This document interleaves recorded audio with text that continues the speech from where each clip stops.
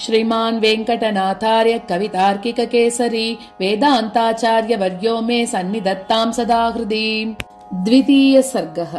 अथागमानामनकेन भूम्ना धर्मस्य पूर्णेन धनागमेन दिवौकसां दर्शयता विभूतिं देवी बबौदौ हृदलक्षणेन।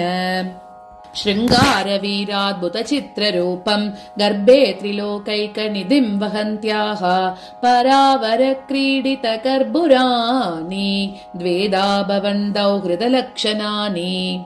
अशेषवेदैरधिगम्य भूम्ना सिद्धेन सिद्धैश्च निषेवितेन अमानुषीनूनमभूदयत्नात् कृष्णेन केनापि रसायनेन। शतह्रदा बन्धुरया स्वकान्त्या सञ्चारि जाम्बूनदबिम्बकल्पा त्रय्यन्तसिद्धेन रसायनेन कालेन बेजे कलदौतलक्ष्मीम्। मयूरपिञ्चद्युदिभिर्मयूकैः तत्कान्तिरन्तर्वसतस्त्रिदाम्नः श्यामा बहिर्मूलसिता बभासे मङ्गल्यरत्नाङ्कुरपालिकेव।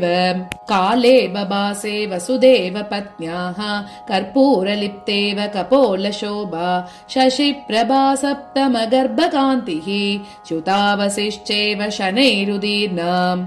नवेन्दुनिष्यन्दनिभश्चकाशे वर्णः प्रतीकेषु मधुद्रवाङ्ग्याः अन्तस्थितेन प्रथमेन पुंसा प्रवर्तितं सत्त्वमिवावदातम्। करम्बिता किञ्चिदिव प्रसृप्तैः तेजोभिरन्तर्वसतस्त्रिधाम्नः मरीचिभिस्वैरभवत् प्रजानां मङ्गल्यरत्नाङ्कुरपालिकेव। तस्यासुदोल्लासजुषः कटाक्षाः संक्षुप्तदुग्धोदति सौम्यभासः जगत्त्रयी सौधविलेपनार्हां वितेनिरे वर्णसुधामपूर्वाम्।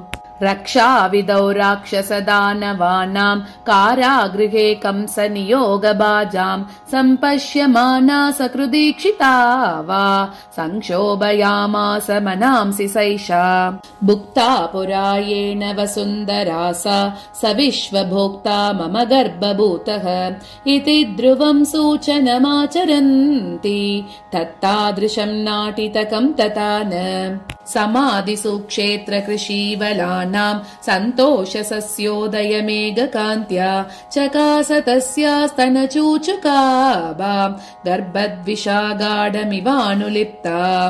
कस्तूरिका काम्यरुचिस्तदीया रम्या बभौ चूचुकरत्नकान्तिः तद्गर्भसन्दर्शनलोलुपानाम् अन्तर्दृशामञ्जनकल्पनेव।